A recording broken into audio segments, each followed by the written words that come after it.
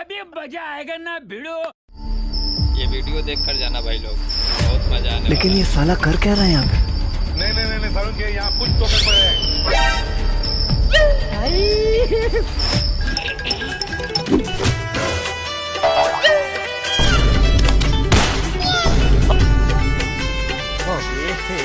रहा नहीं जाता।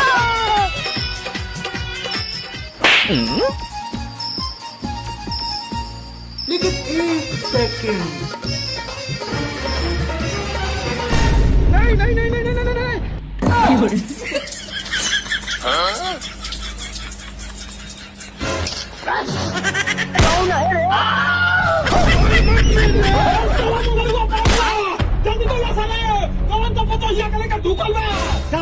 क्या बोला बाबू?